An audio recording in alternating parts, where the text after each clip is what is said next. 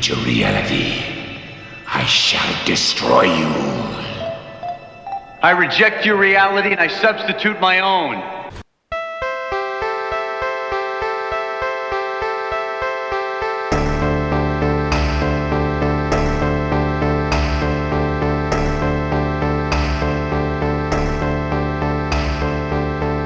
Hello, everybody, and welcome to Frankenstein's podcast, where it's all about the monster. We are a creature feature podcast about monsters and why we love them. I'm one of your hosts, Joe Praska, and with me is... your other host, Khalid Hussein. Hey, Khalid. I haven't talked to you since last year. Oh, you're doing that joke? You're coming out the gate swinging? All right, yeah. It's been... How you been, buddy? Yeah. Since last year. Yeah, right? Happy New Year. Happy New Year. What I meant to say. Happy New Year. Yeah, it's a good one. I'm good. I'm good. Had a good New Year. How about you? Pretty good. I did the most mid-30s thing I could do and fell asleep at like 8:30 p.m. So you actually didn't stay up till midnight?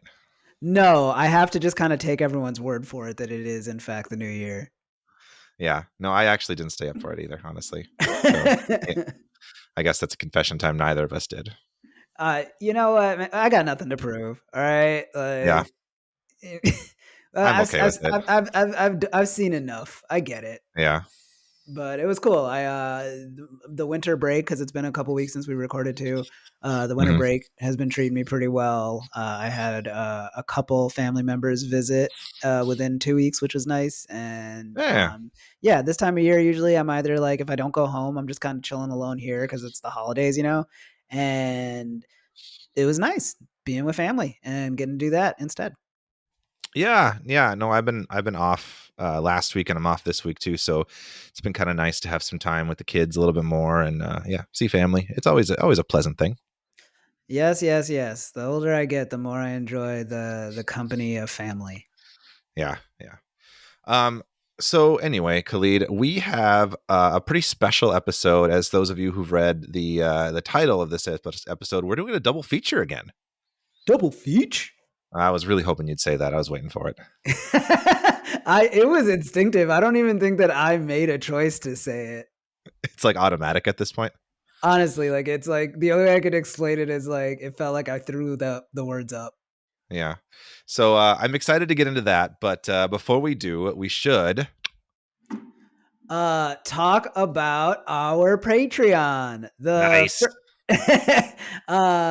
So if you don't know, Frankenstein's podcast has launched a Patreon, and we've already got a couple of what we're calling Frankenbits up there for you guys to listen to. We'll be adding more, and just basically it's just like a fun place to experiment and like, you know, get a little bit outside of what the Frankenstein's podcast like narrative is, which is like we talk about creature features and we talk about effects and stuff. We wanted to just be like, hey, we're smart guys. We're cool guys. We have other thoughts. So let's just like make a little sub branch that talks about other stuff. And so we did that. And so if you want to become a patron, like so many other people have, and support us in our talking about other stuff journey and where that takes us, that would be really awesome. It's experimental, but it's super fun. And it is all for your lovely ears. So consider becoming a patron, like so many cool people like Jake Cole, Grant Hasbrook, and Luke Johnson, to name a few awesome patrons. And Jim Tandberg.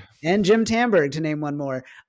These are all awesome people that you could be alongside, like a Mount Rushmore of patrons for Frankenstein's podcast, but like way more heads than Mount Rushmore, hopefully.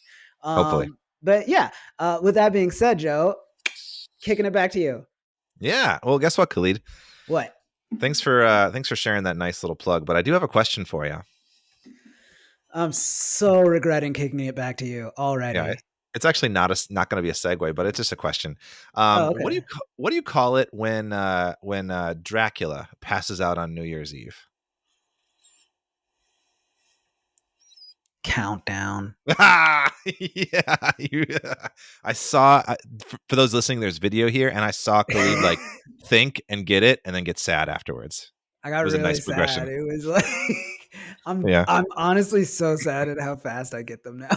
That was pretty good. So that was kind of a segue to the segue, because I have another question for you. What? you, you ready for this? No, I'm never ready. So, what's an arena fighter's favorite part of a joke? An arena fighter's favorite part of the punchline. Ah, you got it. Nice. And that's the segue, Khalid. What are we talking about today?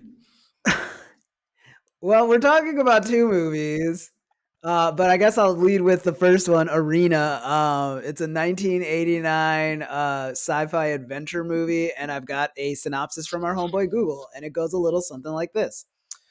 In a huge space arena, fighters from all over the galaxy come to battle each other in hopes of claiming victory. While most warriors are of various alien species, Steve Armstrong is a rarity. A human who aspires to compete in the games, training with his friend Shorty, and encouraged by the lovely promoter Quinn, Steve has a shot at the intergalactic championship. But plenty of extraterrestrial brawlers are eager to take him down. That's that description. And then, Nice. yeah, should I just back to back them, or do you want to talk Back, about Arena quick? back to back 'em. Back to back in it. Okay. The next one is the 1984 film The Dungeonmaster, also sci-fi adventure. And I've got this synopsis from Google that goes, geeky computer whiz Paul is not happy to discover that his long-suffering girlfriend, Gwen, has been abducted by villainous sorcerer Mestima.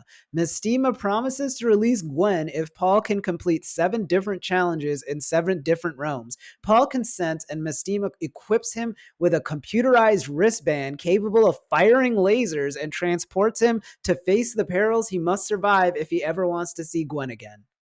And that's the other one. What a monster. They're creatures of the abstract that live off potential energy. It's alive! Nice, Khalid. Thanks for those synopses. They were detailed. Yeah. Before we get into the movies, I thought I wanted to dig in a little bit to why this is called the Empire Studios double feature. I mean, this is Empire Studios was kind of the studio behind these two films, and I thought a little bit of background into what Empire was might be kind of interesting. Do you know much about this, Khalid? I do not. So Empire Studios was the creation of Charles Band. Have you heard of him? Charles what? Charles Band. No, but he was one of the directors of one of the stories in Dungeonmaster. Yeah, he was. So he created the studio. He's a pretty prolific, storied like creator, kind of businessman, I might say. Also known for like horror, sci-fi, fantasy B movies. So you might say he's like a contemporary of like a Roger Corman, maybe, like kind of like famous for just like cheesy B flicks, right? With like kind of balls to the wall creativity, but super low budget. So he made the studio Empire in '83, and at its height, it would actually release an average of 2 films a month, one theatrically and one on home video. And the studio eventually folded in 1989, and after that, he went on to create Full Moon Productions, which is actually still around to this day. Full Moon might be a little bit more recognizable for like things like the Puppet Master series was a big one that they did.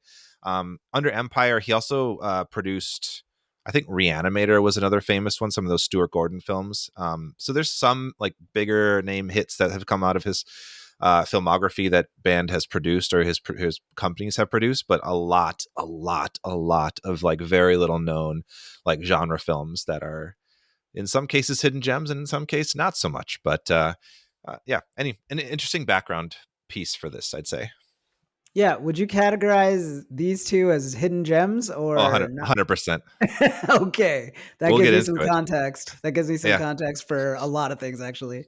Yeah, right. It should. So it sounded like the way you read the synopses, we should start with Arena. Is that what you think? Yeah, let's start with Arena. Oh my. That was a fun movie, man. So yeah, I think the thing that like I keep coming back to is like both of these movies feel like what if like Flash Gordon's Fail Sons got like their own TV series or like movies. Yeah. You know what I mean? Like they're not even like they're only Fail Sons in comparison to Flash Gordon. Like it's like being Tom Hanks's kid, you know? It's like worst case scenario, you're Chet Hanks. Best case scenario, you're the other one. Colin? Yeah, like people say your name with a question mark because that's the best case scenario. So it was fun watching it in that respect because like they both like have like such like Flash Gordon in their DNA, but in such different ways. Mhm. And with this one, it's just like this like, all right, I'm gonna just say it. Like, is this like a metaphor for like when black people started boxing or something? Because like this movie felt really weird about like at least like the beginning of it where he kind of comes sauntering in after like just like beating up the father of two. Not judging him or anything, just stating what happened in the movie. He beats Yeah. up a father of two at a restaurant. Um, and then he like saunters in and he's like, "Oh yeah, like this sport hasn't been the same since like aliens started playing and stuff. Like when like regular humans were like fighting and stuff." And it just feels very, very like fond of like a time when only certain people were allowed to do sports. You know what I mean? Oh, I don't think I ever clocked that. Did he say it was pre-aliens? Something like that, or at the very least that like once aliens like were the only winners, at least, because it's been like 50 years since there's been a human champion. And all I could Yeah. think was just like, and they keep talking about like inhibitors and all this shit throughout the whole movie. Mhm. And it's just like it's sports, and it's like I'm always wary of like the best athlete is a white guy. Right. When a movie goes to the lengths to show that, especially like sports that are like regularly dominated by like not white guys. You know what I mean? Uh-huh. Like if I'm watching like a basketball movie and like the star's a white guy and it's not like 1943. Yeah. I'm not saying that the movie's wrong. I'm just like squinting really hard the whole time. Like, what are you trying to say here? Does that Yeah. make Yeah. sense? Oh, totally. Totally. Yeah. No, I totally So get it. like for me, it's like there's this movie that came out in the 80s, which by then like black people had long since like been like reoccurring champions of fighting, like fighting sports. And so like when you tell me like, oh yeah, this guy is like this, like, he's kind of buff or whatever, and he knows a little bit of karate, but like when you tell me he's like the best human fighter, like all around, you know what I mean? It's not even just boxing. It's mostly boxing, but it's not just boxing. Yeah. And when you tell me he's like the best, and then he starts lamenting about how when like just regular humans were the ones that were like competing, it was like different. I'm just like, that just sets off some like red flags. I didn't mean to immediately dive into that because Oof. Oof. I don't think most of the movie is about that, but it's also just like one of the influences of the movie, obviously Flash Gordon, but then it's also like there's some Rocky DNA to it, Yeah. where it's like Very they're much very so. much trying to like say like this guy's a contender and stuff. And I mean, the whole thing about Rocky is that like he lost, he lost in the movie, but like he's a winner because he like went like round for round with like a strong black guy, and and he's the winner. Like the black guy won, but he's the winner, like as far as like they made a statue of the man afterwards, like a real statue for a guy that lost in the fake movie. Um, so I just, and apologies to any Rocky fans who also listen to this podcast religiously. I don't mean anything by that other than just like even the source material of this movie like comes from a place of like just kind of hearkening back to like a time when like the sport was like exclusionary. Yeah. No, I think I see what you're saying. I never clocked that, and that's probably good that you're bringing this up. I think I didn't really get the point. See the point where he said like, "Oh, just humans per se." I thought it was just It's like, a "Oh, it's not." throwaway line. I might even be like, I thought it was yeah. meant to be like it's just corrupt now with like the betting and all the like corruption surrounding it. I thought that was kind of like the focal point of it. Yeah, So because like, all just human exclusive fighting is never corrupt when it comes to betting or gambling. I guess, yeah, That's what he's arguing then. yeah. No, I guess no, yeah, no, you're totally right. It's an interesting point. Yeah, no, I guess like yeah, framing it when the sense of like yeah, I guess I missed that human line because I did not clock that element of it. But yeah, no, and that's I, fascinating.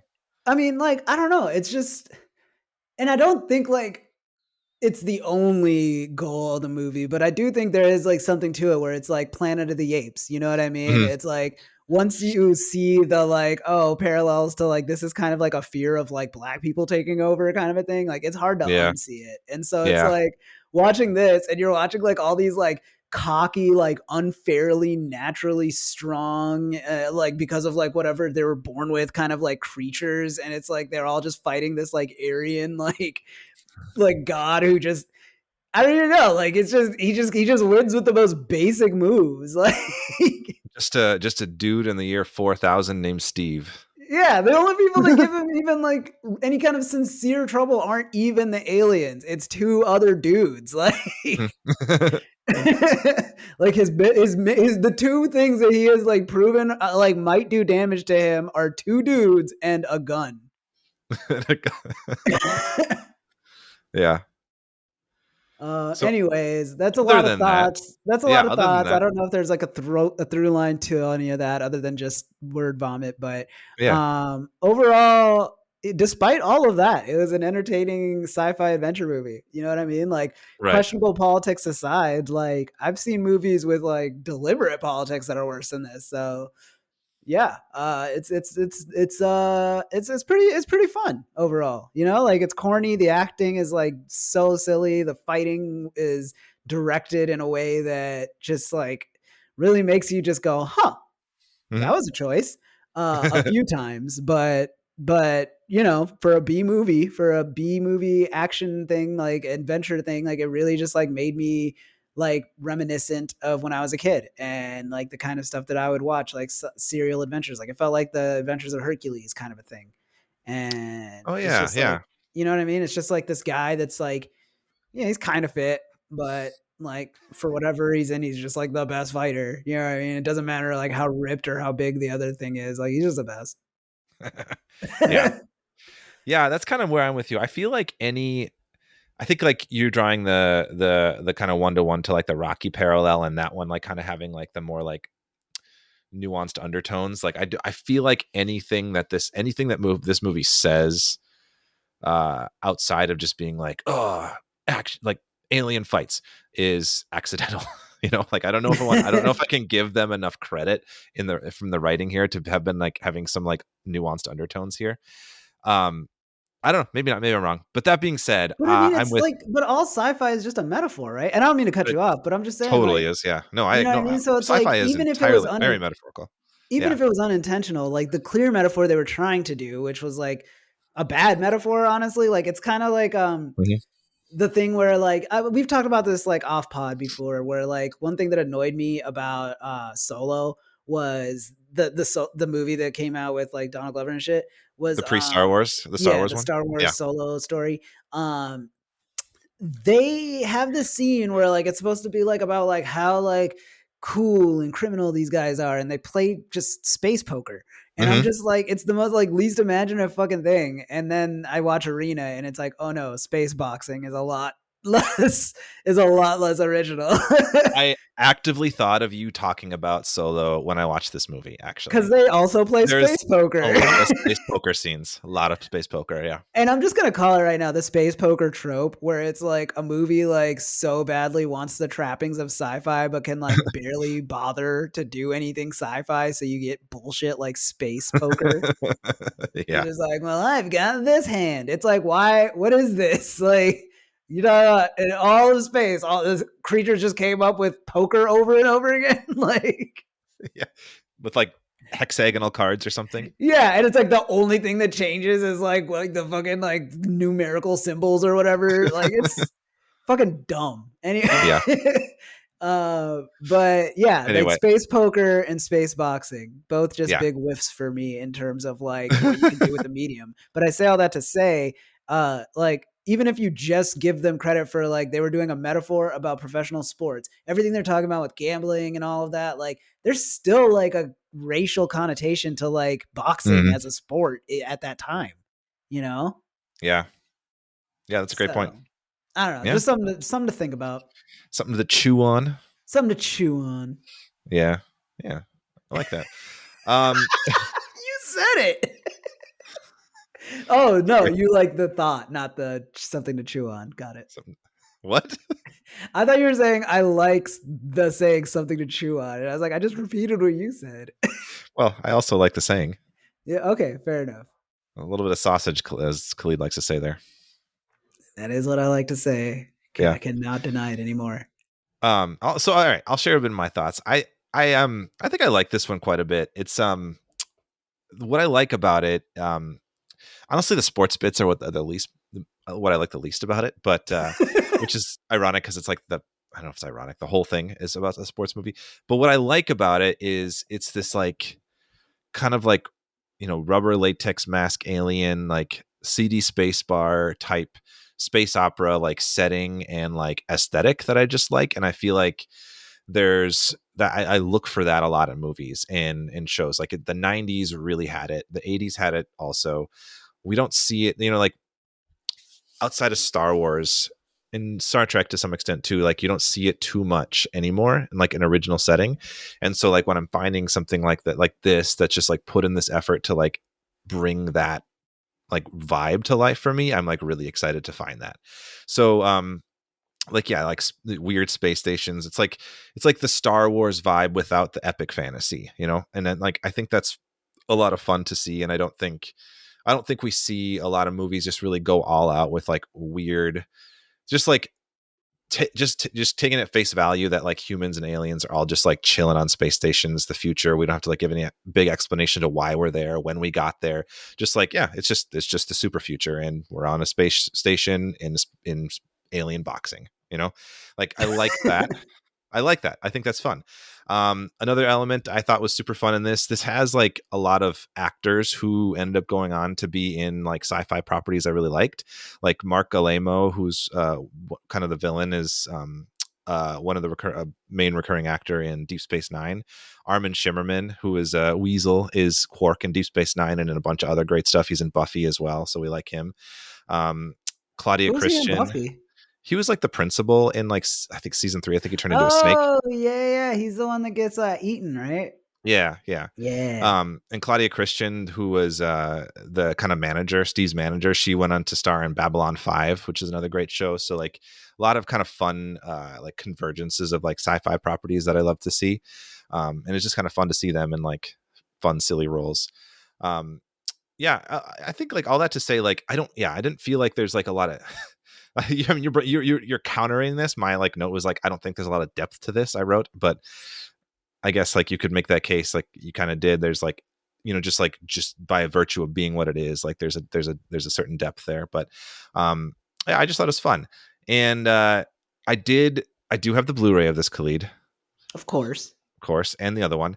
And I did watch the special features. There was a interview with Michael Deek, I think it's pronounced, who was one of the lead special effects supervisor, and I'll get into more of what he said here, but he talks about when the VFX crew left on their last day shooting this film, they were stopped by credit bureau people who made them prove all of their like equipment was theirs because their Empire Pictures was being shut down on that day. So like as they finished wrapping, they were like, we're shutting down the studio, like it is done.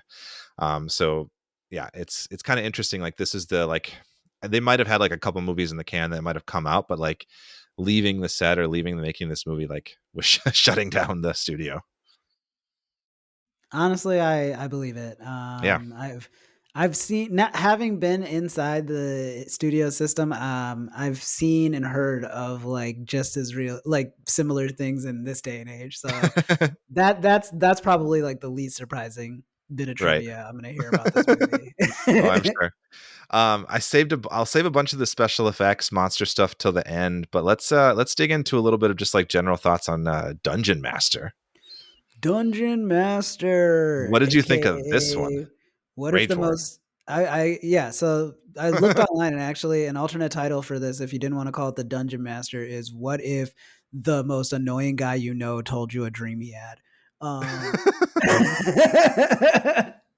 That's what it felt like. It just felt like an asshole's dream. Like, yeah, dude, I had like this like crazy dream last night, dude. So like I was like this like genius, right? But like then I get like teleported, and this guy's like, yo, bro, I'm gonna kill your girlfriend unless you pass these 7 tests. And like one of the tests was like take all this money and these 3 chicks that will do anything.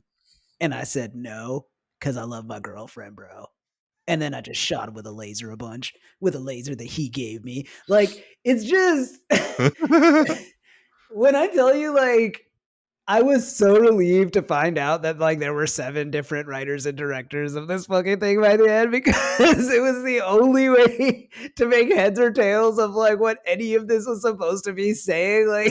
Like the inconsistency of like all of the characters from story to story. I was just like, am I having a stroke? Like, is this still a part of the test? Like, he's like hunting a serial killer. How's that a test? Which, if you haven't guessed yet, I say all this to say I loved it. Like, Yes. Because while I would hate an annoying douchebag when he tries to tell me about his dream, if he took the time to shoot like a low budget like movie of it, I'd watch it every time, because that's gonna be entertaining to some degree. Man, this is like Doctor Who for dummies. I loved it. It's ridiculous. Like everything about it, just the fundamental premise of like this wizard who has like through time just like had these like tests, and like, is it like, does he only get like people who have like girlfriends, or is it any loved one that is like hostage and has to go with them on this adventure? Is it like always like the same metric? Like, is it always like the gadget guy of every generation, or does he do like a different thing each time? You know, I don't know. Is there other movies In the series? Yeah. I don't think so. Oh, honestly, fair enough. I wouldn't watch them unless you made me. I probably wouldn't watch them. I would probably would make you though. Yeah. Yeah, I don't know. Like, my thoughts are as scattered as this movie. Like, that's really the short and sweet of it. Like, it was a lot, and it like the fact that it's basically 7 short films by 7 different people, like, makes it that much harder to just consistently across the board be like, this was good or this sucked. You're right. You know, like, I just have to take that into account and go, all right, all things considered, like, they Frankenstein this together, and it's technically a movie. Yeah. Although technically not a feature length movie, because it comes in at like 79 minutes. Right. It's short. It's actually okay. So there's actually 3 different versions of this. Sure. So Dungeonmaster was the version that was released in U.S. theaters, and they used the title Dungeonmaster to capitalize on the popularity of D&D at the time. It's called Ragewar in everywhere else, and I think there's 2 versions of Ragewar that are out there, plus the Dungeonmaster, which is the U.S. theatrical version. The other ones are slightly longer. There's like a prologue, apparently. I didn't watch it, actually. I tried to watch the one that I assumed you were going to watch, which is the U.S. theatrical one, which is the only one on Tubi, right? You did the Tubi one? Yeah, I did the Tubi one. Yeah, the Blu-ray has all 3, so I could have watched another one, but I watched this one, so we're on the same page. So generous of you. Very generous. But yeah, my next rewatch of this film, I'll do one of the different versions, and I'll tell you how different it is. But please. Yeah. So anyway, yeah, there's like some slight differences, I think. But yeah, it's interesting. I I have fun with this movie too. It's absurd, it's ridiculous. But I'm having a blast watching it. You were talking about the wizard, right? Like, he has this like weird offhanded line at the beginning where he basically says like he's also known as Satan. Remember that part?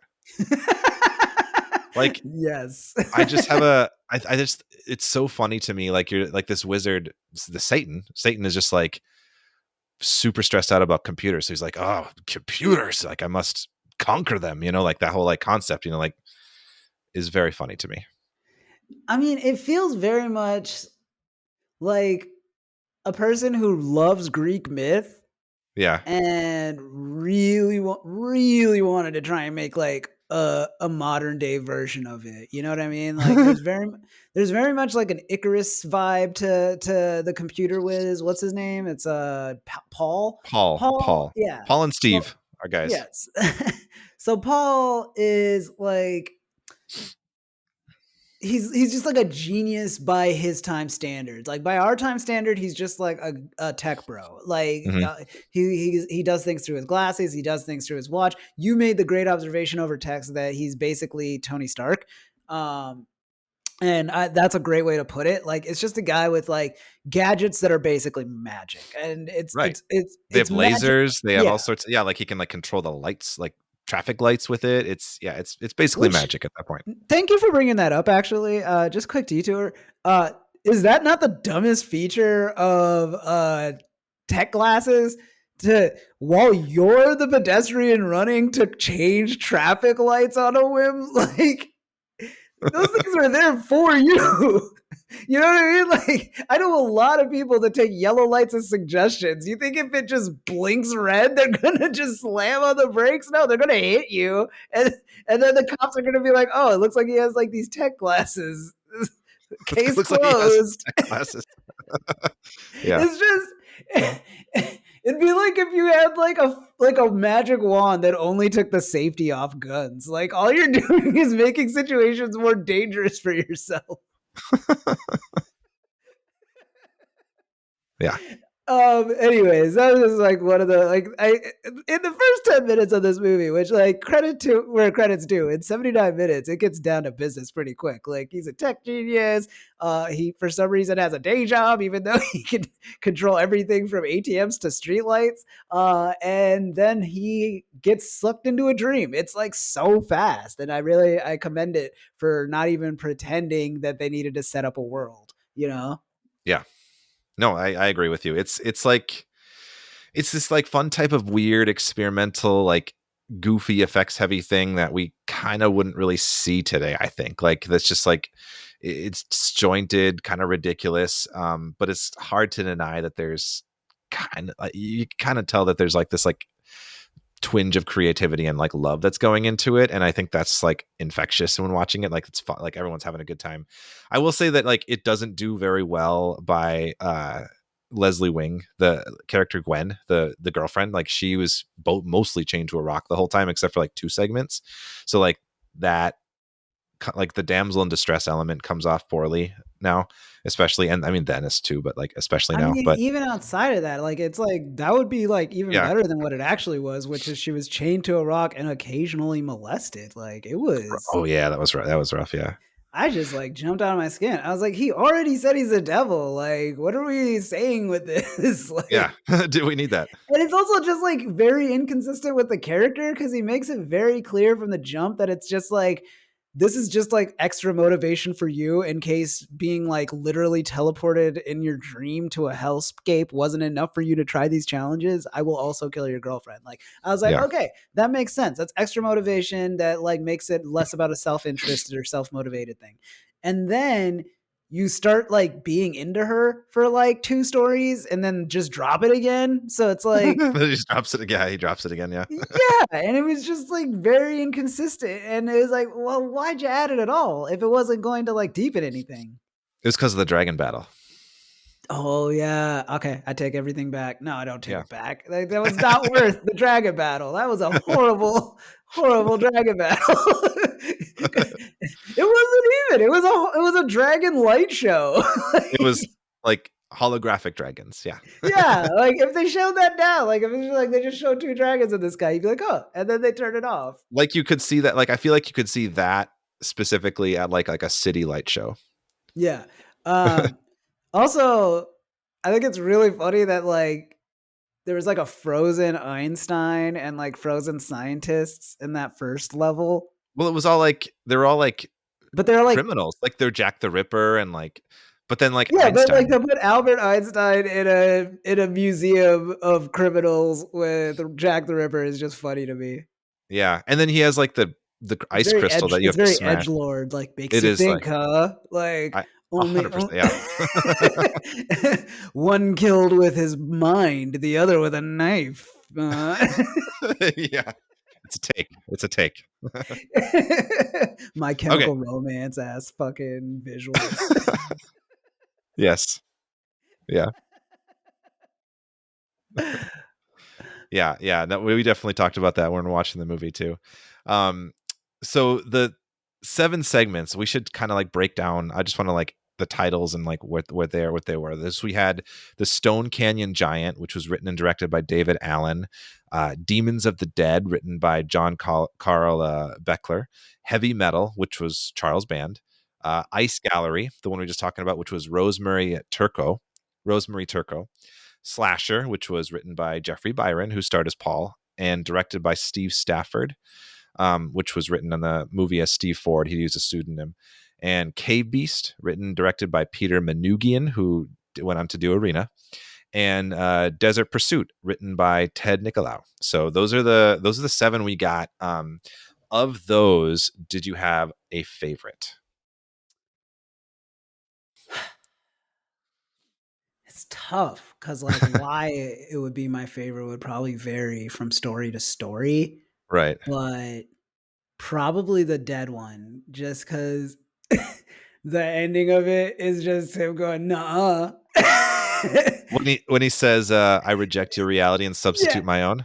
Yeah. I mean, all I heard was "nuh-uh," but that's probably what he actually said. It just was like such a lawyerly like fucking thing, where it's just like, oh yeah, this guy is so brilliant. He rejects your hypothesis, and it's just like, what the hell are we talking about right now? What kind of boring ass like 3 a.m. thought made it into the final cut of this script? Like that is just on a writerly level, such an unsatisfying way to resolve anything is to just the only time I've ever seen that even kind of work was in Bill and Ted, when the joke is that because they have access to a time machine, all they have to do is think about using the time machine, and then whatever they want to have done will have been done already.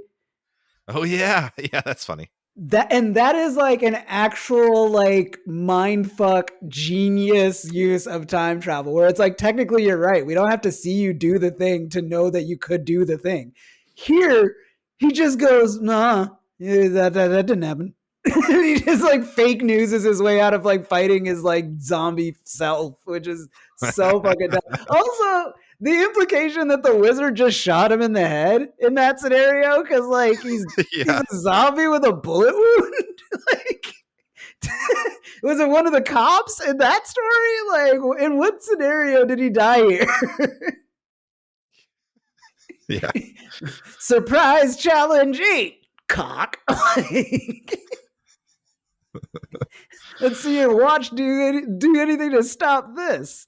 Yeah. Also, why did they give him more technology than he already had? You know, it's like it's supposed to be like this like Greek myth kind of thing, except that like they gave him a better weapon or the wizard gave him a better weapon for no reason. Did he give them that, or are we led to believe that his like tech could already do lasers? What tech? They didn't even really specify. It was his glasses, and then sometimes it was his watch, right? Oh yeah, he had like a better watch in the dream or the fantasy world. It was like a Nintendo Power Glove, but just all wrist setting. Yeah, I don't know. And he just kind of like Buzz Lightyear laser points his way out of like easily 75% of the issues. Yeah, totally. Which again makes me beg the question, like, why did you give that to him? It's like, he's reasonably like smart for human standards, but it does not seem like he had anything immediately within his reach before you gave him the laser wristband, which I'm going to be honest, like kind of feels like you could have given that to anybody. It didn't have to just be him. Maybe somebody who knew angles for that one super specific like instance, but like I bet the computer didn't even need the angles. Like it was probably just humoring him, you know. I'm trying to think of like what times he used the computer to like be smart, you know, like in the desert when he's like knocked down and it's like 3 grown aliens and then the little alien. The aliens like take the wristband off of him and just hold it. And then he's like, hey, Cal, what is it? Hey, Cal. Yeah, he's like, hey, Cal, is your laser fired up? And he's like, yep. And he's like, all right, 126 degrees, 100, blah, blah. And he just says the angles that they're all standing. But it's like, cool. Is it in relation to him or to the wristband? I don't know. Well, I mean, it's never pause it and figure it out. So it's like a dumb guy. No, you couldn't. I guarantee you the math does not check out either way. 90% sure it does not, because like everything about this movie is like a dumb guy's idea of a smart guy. You know what I mean? It's Yeah. like, yeah, the super smart dude who like likes to jog and like he's like super hot and his super hot girlfriend get like kidnapped and like he's just like, no, dude, I'm gonna like laser you, dude. Like, Yeah. it's not, and that's why I call it like Doctor Who for dummies. Like, Yeah, the only other thing I could think of is when he used the thing for the AI or whatever was like in the serial killer one where he's like, how far away is that thing, and it like gave us like a distance or something. It's like map, Google Maps early on. that's the other thing. Is like, yeah, I guess by that time standards, that would make you like a genius. But like, Yeah. we're also watching it in 2024 now, so like, he's just a guy that like Googles things. Yeah, Like he's got Google it's Glass. yeah, it should have just like Cal should have been the main character. You know what I mean? Like the tech is the superhero, and Oh, then that would have like been interesting. it's just like this asshole that wears it and uses it for like really frivolous things, like taking a 20 out. Yeah. So the Demons of the Dead one that you're talking about, the one that you said you liked, that one was the John Carl Beckler was the VFX guy in a lot of these movies. So like create a lot of the visual effects. This was like one of his first chances to direct. So I think that one's a fun one because like you could tell the visual effects, like the makeup and the puppet creature, the rat spit creature, like those were kind of fun. Rat I spit would ruled. Rat spit was dope. I would say I really thought I like Demons of the Dead quite a bit. I think Ice Gallery was fun just because I thought it was like just so ridiculous and silly. Also the only one written and directed by a woman, so that's a fun fact. And Oh. yeah, and I like Desert Pursuit. I thought that was kind of like a Mad Max like riff a little bit, which was also the only one that like Gwen got to seem to like have agency in, which was kind of nice. Like firing the gun a little bit, so like it was the best for her. But like I don't know, that was just kind of a fun like car chase. Like it seemed like they were like doing some cool like different kinds of stunt work there, and so I thought those are my top 3, I would say. But yeah, I mean they're varying quality whenever you have some sort of anthology type thing. I think it's of note we should probably point out the heavy metal one which was Terrible. I think my least favorite, written by like the guy who created the whole like studio. But that was like That's why I remembered the name, because Charles Band did the one with the heavy metal band, and I was like, oh, yeah, band. a band, yeah. Wasp is a real metal band, and then they were in this, so that was like a Oh, little I thought it trivia. was like a Kiss or not like rip off. No, it's Wasp. That's a real band? It's a real band, like I don't know, a moderately successful hair metal band. Not a fan. No, I don't want to piss off any Wasp fans They here. will not be getting a single cent from me. Sorry to say. Yeah, right. If they're relying on me to become a fan, they should hang it up. Yeah. So I also have the Blu-ray of this one, Khalid. There is a fun interview on this one with Jeffrey Byron, who played the star, and he had just a lot of interesting stuff to say about like the making of this movie and like just the what went into putting it all together and like all the like practical effects and stuff. And so it's clear that he had like a lot of fun for it. So like that was kind of fun. Like the interview, or had a lot of love for it. The interview was actually done in 2023. So it's really interesting to see like what this dude like looks like now. Yeah, it's kind of cool. But what's he look like? Like an older version of the guy in the movie. Oh, okay. I thought he like really changed or something. No, I mean, yeah, he looks different. I'd say he looks pretty good for his age. Yeah. Yeah. Probably still jogging through streetlights. I was gonna say I was trying to reach for a jogging joke, but you beat me to it. Yeah, that's good. Should we let's get into the monster stuff, huh? Let's monster. All right, I'll start with Arena. Which one did you say was your favorite? You named 3, right? So of those, what would be your absolute favorite? Top favorite? Oh, of the segments? Was it the ice one? No. Well, maybe it is the ice one. I'll give it the ice one. I just like, I don't know, just like the solution being having to like take a crystal from Einstein's hand and smash it or something. Like there was just it's like so obvious. If you just describe the plot of that one, I'm just like, what the fuck is happening? But that's where it started to feel like fun. a dream to me, because like it wasn't even explained. Like it was like, yeah, you had 2 seconds to understand that was Einstein in a room full of like history's greatest killers, and Mhm. then he doesn't even come to life. He's just holding the crystal. So it's like, what does that mean? And it's like, oh, this just feels like a dream. Like Yeah, if it felt it almost feel like it was shot very dreamily too, like in like yeah. softer focus and everything. Yeah, that one was fun. I don't know. I think yeah, I'll go with that one. Yeah, that's a good one. All right, monster. Let's monster. All right, we'll start with arena since that was the first one we talked about in our thoughts and stuff. So this one, John Carl Beckler, who I just talked about in the Dungeon Master one, was the head of visual effects on this as well. But so Michael Deek, who I talked about earlier too, was a VFX supervisor who worked on this. He was the one who did the big interview on the Blu-ray that I listened to. So a lot of information is coming from that special feature. So this guy Michael Deek played Horn, the villain, in costume also. Horn rule. He also played Shorty's extra hands. So he spent a lot of time on his knees with his arms around him, and he talks about how they like would Hamilton Camp was the actor who played Shorty. He talked about how they would like come up with like bits to do with the hands together. So that's kind of fun. That's awesome. I was Yeah. hoping you'd have some info on the hand work because Yeah. it was pretty good. Yeah, they said the ladder sequence was really challenging. I bet. I kept looking too. Like, are they going to forget about the hands in this one? I know, right? I Like thought about that too a lot. Every scene I've seen, I was like, all right, let's see what those extra hands are doing. Yeah. So so I thought that was kind of fun. He did talk a little bit about being in the horn suit. He said there was limited vision in the suit, the robotic side specifically, like you couldn't see out of that part at all. So he said it was very challenging to work on like choreographed fights for doing that. Half of the horn suit was fiberglass shells embedded into the suit to like be the robotic side, and the other side was like padded fur.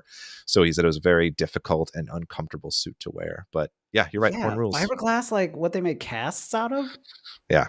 Jeez. So the other one of the other puppets that I wanted to talk about was the sloths. The sloth, remember that giant thing? Like was one of the first ones. Yeah. So that one was created by a VFX artist by the name of Screaming Mad George. Have you heard of him? I have not. He's kind of he's kind of well known. His real name is Joji Tani. He's a Japanese artist. He has a pretty storied VFX career. Artist of like he does artwork of like the macabre. He did the puppet creation for the sloth here, and he's worked on like a ton of movies that you could just like look up his name. He's been in a ton of things.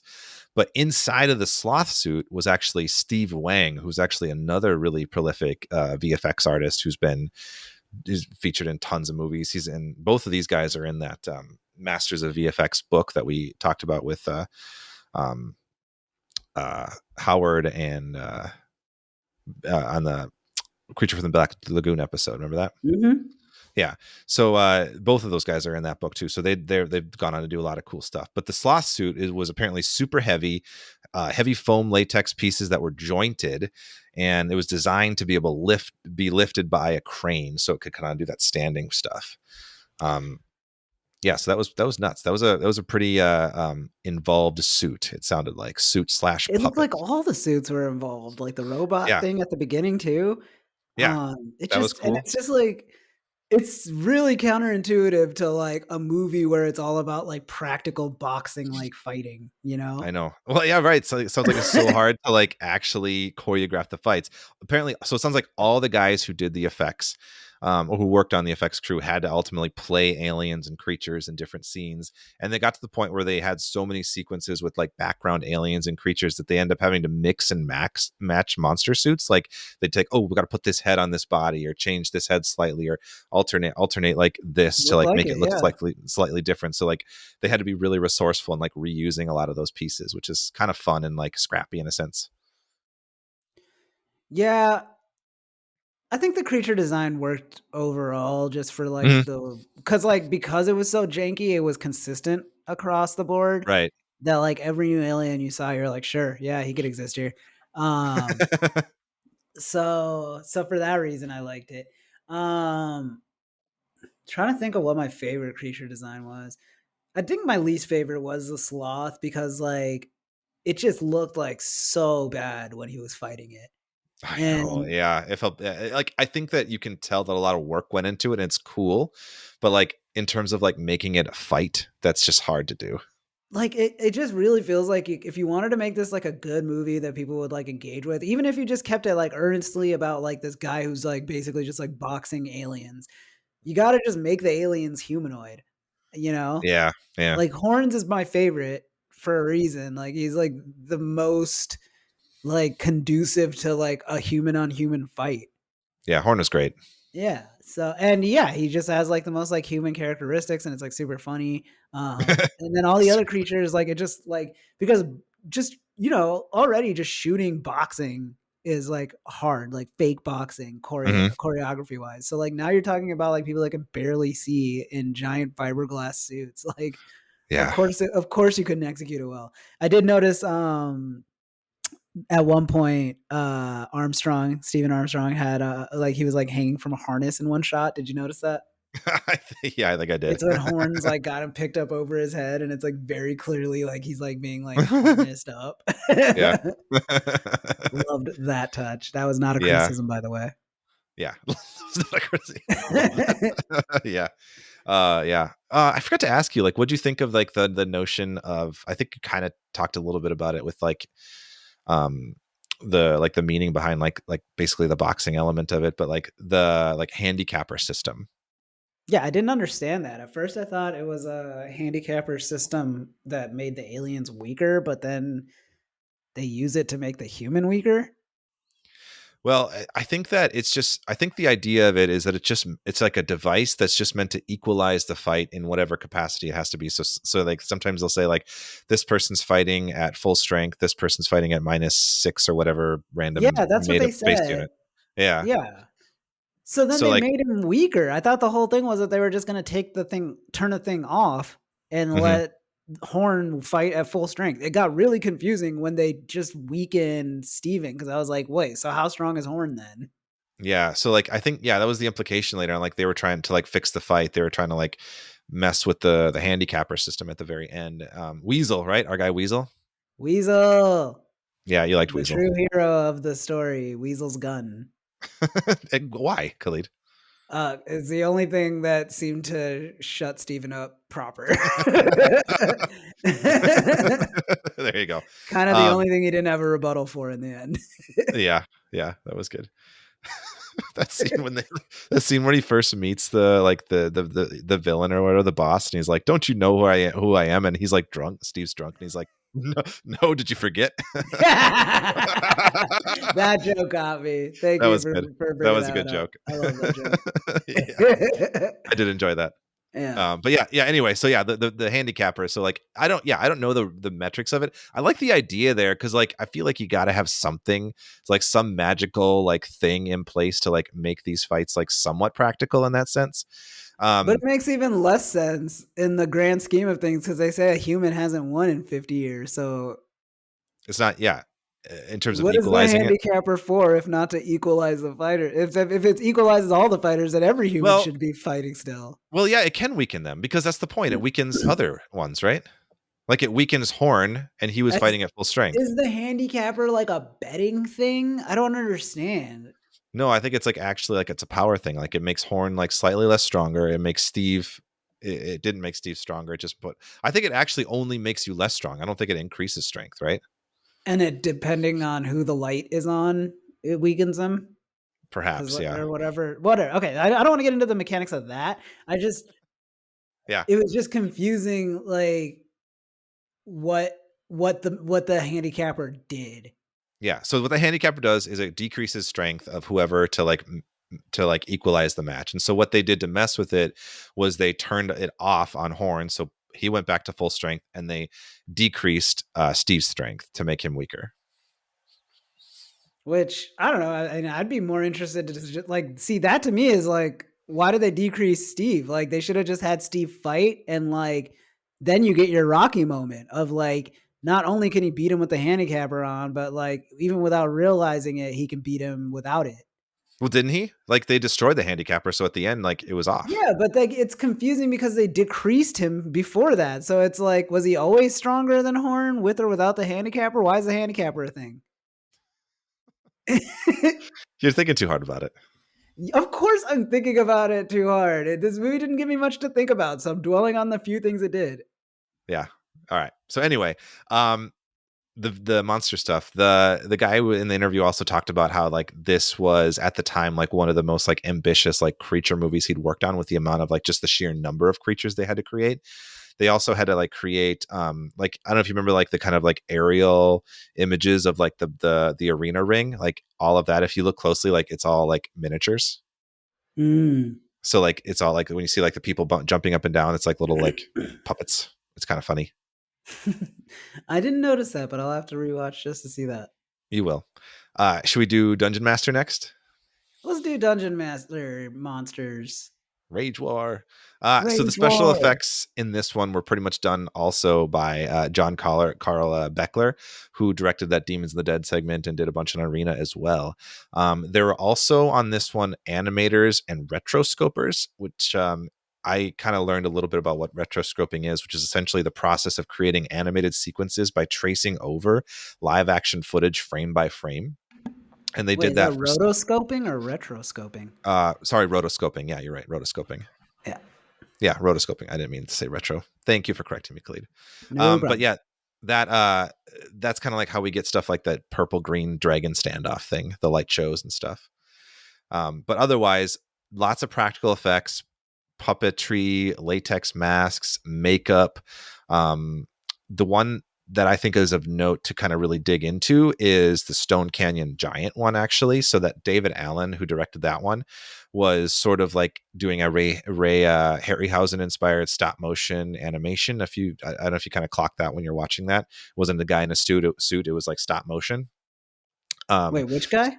The Stone Canyon Giant. Remember that one? Oh, that makes sense, Yeah. actually. I mean, I figured it was Yeah. like a miniature or something, the way they shot it. Yeah. So the guy who made that, David Allen, he's kind of known for that stop motion puppetry and VFX works in a number of things. Like apparently one of the things that he's also known for doing is like in the 70s was like the Pillsbury Doughboy commercials. But he also did work for like The Howling and Honey, I Shrunk the Kids and several other Charles Band productions. So this guy who did this one segment, he got an Academy Award nomination for Best Visual Effects for his work on the movie Young Sherlock Holmes, which was the first movie to have a fully computer generated character. Fun fact.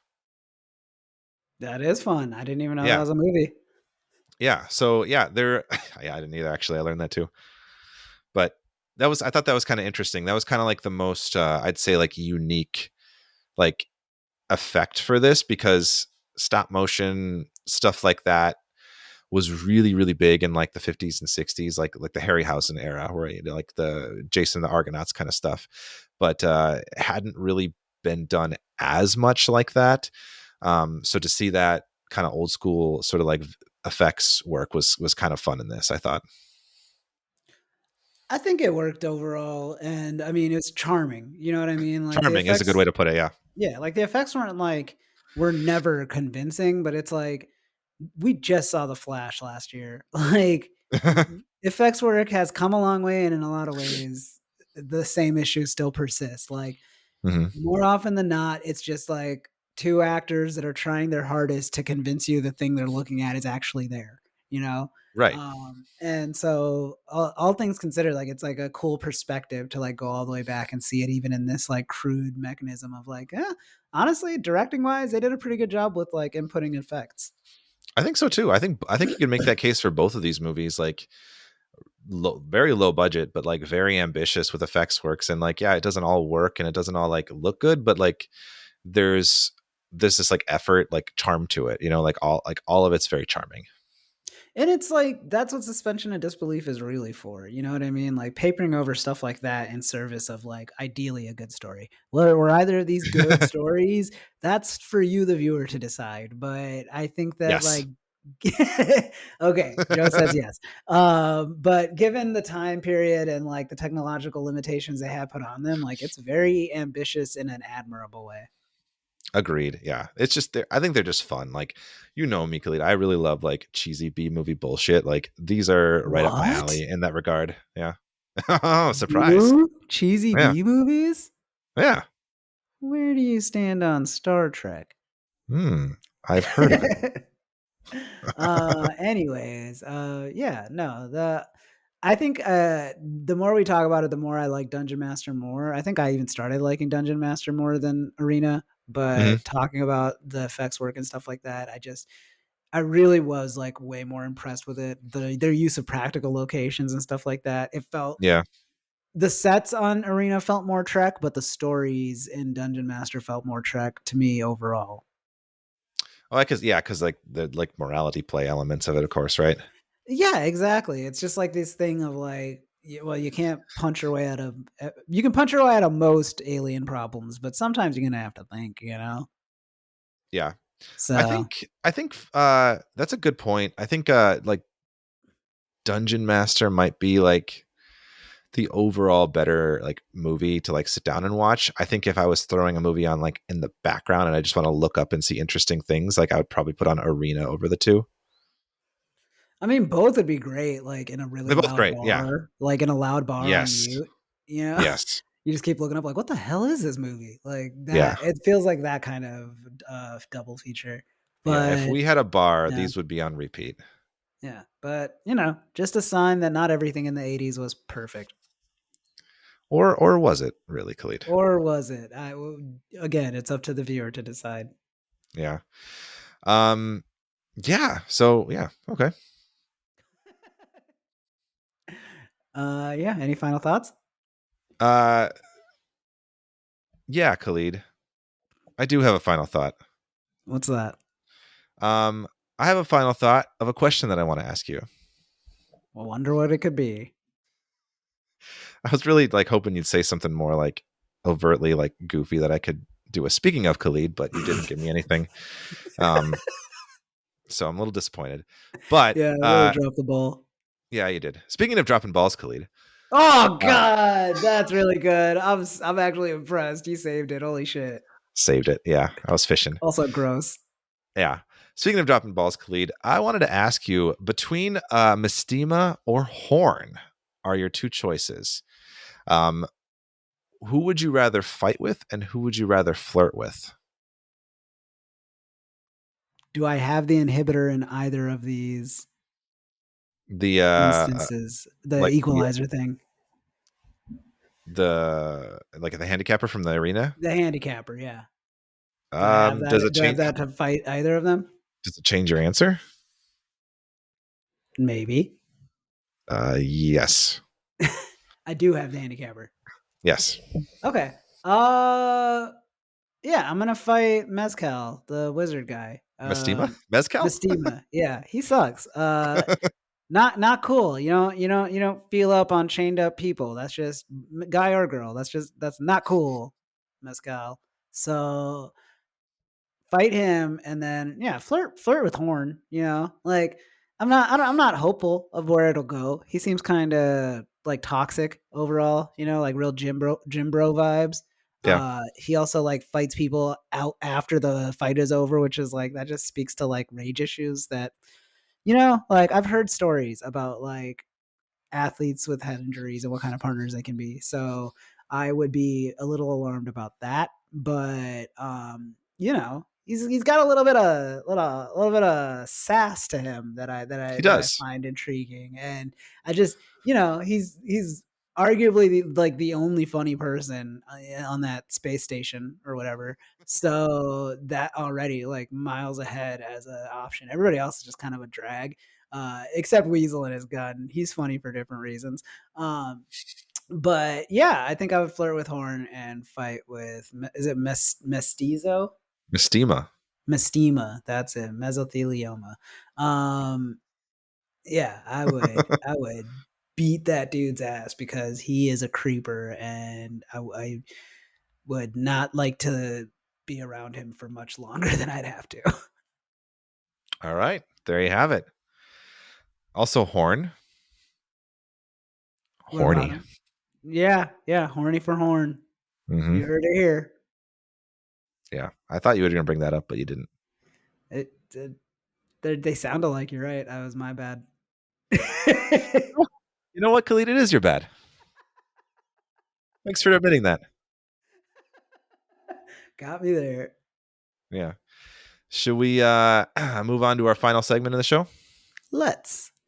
All right, Khalid. Our final segment is our What the Fandom segment, in which we share one or two things that we are into at the moment that may or may not have anything to do with the movies in question or even monsters in general. So, Khalid, what the Fandom with you this week? Usually thank you for asking, Joe, first of all. You're welcome. Usually my what the fandom is like a movie or like a TV show, and this time it's going to be the experience of a movie. Hmm. Specifically, what I have to recommend and what I'm a fan of is watching The Color Purple in a predominantly black theater. So that's my recommendation. If you could do it while it's still in theaters, go to a place that just like statistically will have more black people in the theater, and just like the commentary alone is worth the price of admission, guys.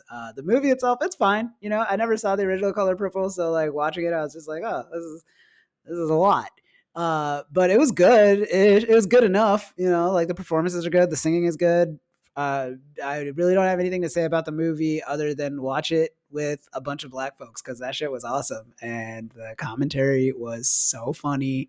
And I have a feeling it'll be consistent regardless of where you are. So do that. Do That's you my have an what the fandom. example of the commentary? I mean, it's just like the normal, like not even. It's just like really like situational stuff where like I don't even think it's like, oh, you'll get the exact same commentary I got. I Mm-hmm. think it's just that like this is the kind of movie with like really melodramatic like scenes, you know, of like just like broadly written villains, you know. And it's the kind of thing that like begs like a person of a certain race to just like call that person out in a theater. And it's routinely funny. Like I could only assume that like the same thing happened at a few like Tyler Perry movies back in the day. Like Diary of a Mad Black Woman, I would have said some shit. Like the bad guys in that, like, yeah, I would have been cussing them out in the theater too. So I say all that to say that my what the fandom is watch The Color Purple with black people if possible. Joe, what the fandom with you? Thanks for asking, Khalid. I actually thought I would carry the theme of Tubi related B films.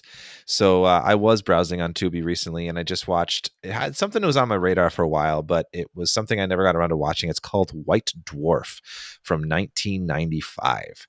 And it's actually was meant to be a pilot for a series in the 90s, but it was never picked up. So it's about 90 hour and a half ish. So it does tell a complete story. It's produced by Francis Ford Coppola, though. So Oh. yeah, kind of an interesting pedigree there. Stars Neil McDonough and Paul Winfield. So some names there, and it basically tells a story of this like young new doctor just out of med school who is doing like this residency essentially like way out on a distant colony planet that's has a light and a dark side. One side is always sunny, one side is always like in the dark, and the planet is like the dark side. It basically like has created like a Middle Ages style society, and the light side is kind of like a Victorian era society.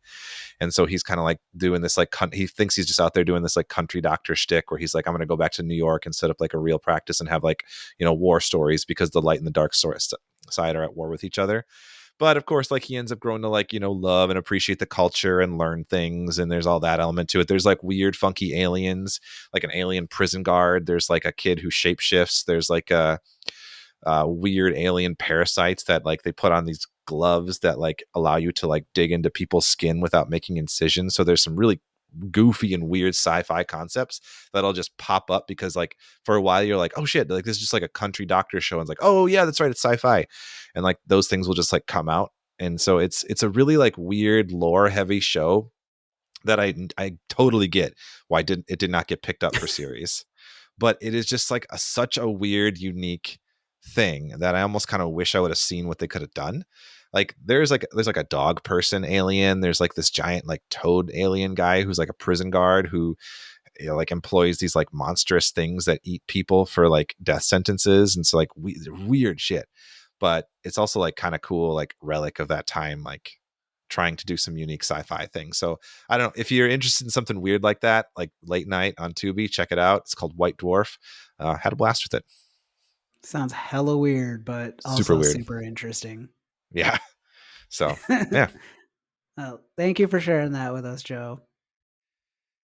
You're welcome. Anything else you wanna announce? No, just happy New Year. We got some fun plans for everybody this year. Trying to plan out some episodes coming up, but just wanted to say that if you, like Khalid said, helping us out by becoming a patron is huge, or leaving us just like a nice, kind review is huge. Getting our show out there and getting us to more ears to perhaps cover more interesting things. Help us beat the algorithm, guys. That's all we ask. We're just two humble guys trying to beat an algorithm. Anyways, thank you, Joe, for another awesome discussion. Thank you, everyone, for listening to this awesome discussion that makes you awesome in your own way. And yeah, with that being said, until next time, creep it easy.